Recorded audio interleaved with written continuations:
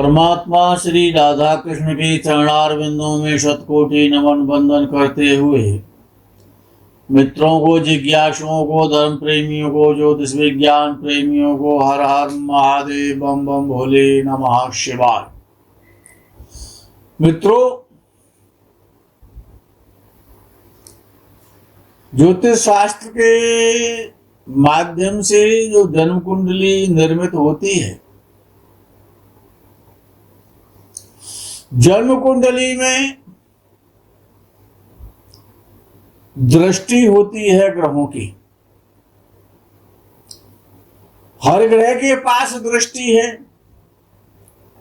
जो ग्रह जहां बैठा हुआ है वो किसी न किसी भाव को या किसी न किसी ग्रह को अवश्य देखेगा, देखता है। अब विषय यहां आता है कि अष्टम भाव का स्वामी अष्टमेश यदि लगन को देख रहा है या लग्नेश को देख रहा है तो ये दृष्टि, चाहे वो ग्रह शुभ हो अष्टमेश या अशुभ हो, उसकी दृष्टि अशुभ ही मानी जाएगी। अष्टमेश की दृष्टि, चाहे अष्टमेश बृहस्पति ही क्यों ना हो, शुक्र ही क्यों ना हो, बुध क्यों ना हो, चंद्र भी क्यों ना हो, उसकी दृष्टि हमेशा गलत परिणाम देगी। अष्टमेश की दृष्टि यदि द्वादश भाव पर या द्वादशेश पर पड़ रही है, अष्टमेश की दृष्टि याद रखें, द्वादश भाव या द्वादशेश, षष्ठ भाव या षष्ठेश पर यदि अष्टमेश की दृष्टि है तो ये एक राजयोग है। दृष्टि के माध्यम से राजयोग कैसे बनता है वो आप समझें। अष्टमेश की दृष्टि द्वादश भाव और द्वादशेश पर हो या अष्टमेश की दृष्टि षष्ठ भाव और षष्ठेश पर हो तो ये एक श्रेष्ठ राजयोग में आता है। इस राजयोग के कारण व्यक्ति धनी बनेगा, समृद्धशाली होगा, यशस्वी होगा, दीर्घायु होगा और स्वस्थ रहेगा। समस्त प्रकार के सांसारिक भोगों का भोग भोगेगा। यदि षष्ठेश की दृष्टि अष्टमेश पर हो जाए या अष्टम भाव पर हो जाए, नियम तो यह है कि षष्ठेश की दृष्टि भी अष्टमेश या और अष्टम भाव पर हो, द्वादशेश और द्वादश भाव पर हो तो भी राजयोग बनेगा। ये अद्भुत राजयोग है जिसके कारण संपूर्ण प्रकार की विदेश यात्राएं, शत्रुओं का विनाश, शरीर शक्तिशाली होता है, व्यक्ति ऐश्वर्यशाली होता है, निर्भीक होता है, निडर होता है, पराक्रमी होता है और शत्रुओं का हनन करने वाला होता है। भूमि, वाहन, भवन समस्त प्रकार के सुखों को भोगते हुए और धनी बनता है, ऐश्वर्यशाली होता है। जिस प्रकार से विपरीत राजयोग बनता है, द्वादशेश, अष्टमेश और षष्ठेश के माध्यम से केवल 3 ही भाव हैं, अन्य प्रकार भी हैं, लेकिन प्रमुखतया जिनका विशेष रूप से फल माना जाता है, जो देखने में और अनुभव में भी आता है, कि जैसे द्वादश भाव का स्वामी अष्टम में बैठे, अष्टम भाव का स्वामी द्वादश में बैठे, राशि का परिवर्तन, भाव का परिवर्तन हो जाए अष्टमेश और द्वादशेश के माध्यम से, तो बड़ा श्रेष्ठ और बलवान राजयोग है। ऐसे ही षष्ठेश और अष्टमेश का परिवर्तन योग, अष्टम भाव का स्वामी षष्ठ भाव में बैठे, षष्ठ भाव का स्वामी अष्टम भाव में बैठे, तब भी ये भूमि भवन वाहन समस्त प्रकार के सुखों को देने वाला एक राजयोग है। द्वादश भाव का स्वामी षष्ठ भाव में बैठे या षष्ठ भाव का स्वामी द्वादश भाव में बैठे, परिवर्तन अवश्य हो। एक के बैठने से योग नहीं बनेगा। ये तो षष्ठ भाव का स्वामी द्वादश भाव में बैठ गया है, तो ये राजयोग तो मान लिया जाएगा, लेकिन ये अर्ध राजयोग है, पूर्ण राजयोग नहीं है। जैसे कि द्वादश का स्वामी अष्टम में बैठेगा और अष्टम का स्वामी ये द्वादश भाव में नहीं बैठेगा, तो ये अर्ध राजयोग माना जाएगा विपरीत राजयोग में। विषय यहां आता है कि अष्टमेश द्वादशेश को देखे, द्वादश भाव को देखे, षष्ठ भाव को देखे और षष्ठेश को देखे, तो राजयोग बनेगा। इन्हीं भावों में आपस में परिवर्तन हो। अगर अष्टमेश या षष्ठेश या द्वादशेश यदि केंद्र या त्रिकोण के भाव के स्वामियों को देखते हैं, तो उनकी दृष्टि भी शत्रु के समान होती है। षष्ठेश यदि लग्नेश को देखे या लगन में बैठे, तो ये योग शरीर को सबसे पहले कष्ट देगा। शरीर को कष्ट मिलेगा, शरीर निरोग नहीं रहेगा। समय समय पर तमाम प्रकार के शरीर को कष्ट मिलेंगे और व्यक्ति बीमारियों से घिरा रहता है, बने हुए काम बिगड़ जाते हैं, परिश्रम निष्फल हो जाता है। इसी प्रकार से ये एकादश भाव का स्वामी जो बड़ा महत्वपूर्ण है कुंडली में, समस्त प्रकार का लाभ का स्वामी बनता है। समस्त प्रकार की इच्छाओं को पूर्ति करने वाला भाव है एकादश भाव। यदि एकादश भाव का स्वामी और द्वादश भाव में यदि बैठ जाता है, तो ये दरिद्र योग है।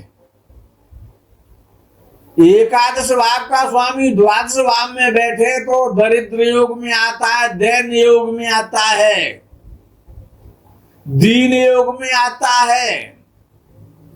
ऐसा व्यक्ति कभी धनी नहीं हो सकता, कितना ही धन क्यों ना कमा ले, कितना ही पुरुषार्थ क्यों ना कर ले, कितनी ही यात्राएं करे, कितना ही वैभवशाली बनने का प्रयास करे, लेकिन वो सदा धन के लिए परेशान रहता है। ऐसा व्यक्ति कभी भी धन संचित नहीं कर पाता है, जिसका एकादशेष और द्वादश भाव में बैठ जाता है। यदि एकादश भाव का स्वामी द्वादश भाव में बैठे और द्वादश भाव का स्वामी एकादश भाव में बैठे तो वो भी ये राजयोग नहीं बनेगा, ये अतदैन योग बन जाएगा। समस्त प्रकार के कष्टों को प्राप्त करने वाला योग बनेगा। द्वादशेष का एकादशेष, द्वादश भाव का स्वामी एकादश में बैठना समस्त इच्छाओं को खत्म करना है, पूर्ति नहीं करेगा। समस्त प्रकार का जो लाभ होगा उसमें हर समय अड़चने आएंगी, बाधाएं आएंगी। अष्टमेश की दृष्टि यदि केंद्र या त्रिकोण के स्वामियों पर पड़ रही है, लाभ भाव के स्वामी पर पड़ रही है या धर्भाव के स्वामी पर पड़ रही है तो ये बड़ा कष्टकारी योग बनता है। जब भी उस ग्रह विशेष की जब भी दशा आएगी तभी परेशानियां आएंगी, कष्ट होगा, दर्दता पैदा हो जाएगी, तमाम प्रकार के संकट और अकस्मात आपत्तियां आ जाएगी। जैसे कि पंचम भाव का स्वामी षष्ठ भाव में बैठ जाए तो ये पंचम भाव के लिए बड़ा घातक है। पंचम भाव का स्वामी षष्ठ भाव में बैठना या षष्ठ भाव का स्वामी पंचम भाव में बैठे तो ये बड़ा गलत योग है। हाँ, यदि ऐसा होता है, केवल वो एक ग्रह है जिसकी दो राशियां हैं, शनि जिसकी राशि लगातार आती है। अगर मकर राशि पंचम भाव में हो और कुंभ राशि षष्ठ भाव में हो तो शनि गलत फल देगा। शनि गलत फल देगा, अच्छा फल नहीं दे सकता है। हर ग्रह अपनी मूल त्रिकोण राशि का फल देगा। यदि मूल त्रिकोण राशि का स्वामी केंद्र या त्रिकोण धन भाव या एकादश भाव में यदि बैठेगा, अगर मूल त्रिकोण राशि किसी भी ग्रह की, चाहे वो शनि है, चाहे वो बृहस्पति है, चाहे वो बुध है, अगर किसी भी ग्रह की मूल त्रिकोण राशि जो कि बहुत बली होती है, मूल त्रिकोण राशि 84 से बली होती है मूल त्रिकोण राशि, ये तो षष्ठ भाव में मूल त्रिकोण राशि आती है तो वो ग्रह षष्ठ भाव का फल देगा। यदि किसी का सिंह लग्न है तो शनि सप्तम भाव का स्वामी बनेगा और षष्ठ भाव का स्वामी बनेगा। तो कभी ये ना सोचे कि शनि षष्ठ भाव का फल देगा। शनि केंद्र का फल देगा, सप्तम भाव का फल देगा, याद रखें। लेकिन षष्ठ भाव में ना बैठा हो। यदि सिंह लग्न है किसी का और मकर लगन, मकर राशि छठवें में है और कुंभ राशि सप्तम में है, शनि अच्छा फल तभी देगा शनि षष्ठ भाव में ना हो तो बहुत अच्छा फल देगा। शनि अष्टम भाव में ना हो बहुत अच्छा फल देगा। और सिंह लगन वालों का शनि द्वादश भाव में है तब भी गलत फल देगा, क्योंकि उसको जो फल करना है वो अपनी मूल त्रिकोण राशि सप्तम भाव की राशि का करना है। यदि जिस प्रकार से कि मिथुन लग्न वाले हैं, मिथुन लग्न में शनि अष्टमेश भी होता है और शनि भाग्येश भी होता है, लेकिन भाग्य स्थान में शनि की मूल त्रिकोण राशि आ जाती है। शनि अब अष्टम भाव का फल नहीं करेगा, शनि भाग्य स्थान का फल करेगा, संपत्तिशाली बनाएगा, ऐश्वर्यशाली बनाएगा, भूमि का मालिक बनाएगा, जमीन जायदाद देगा, जनता से सम्मान दिलवाएगा, यशस्वी और दीर्घायु बनाएगा। नियम यह है कि जिस प्रकार से किसी का कुंभ लग्न है तो द्वादश भाव में मकर राशि जाती है, तो शनि अब मकर राशि का फल नहीं कर सकता है। शनि लगन का फल करेगा, लग्नेश होने का फल करेगा, क्योंकि उसकी मूल त्रिकोण राशि लग्न में जा रही है। बहुत अच्छा माना जाएगा।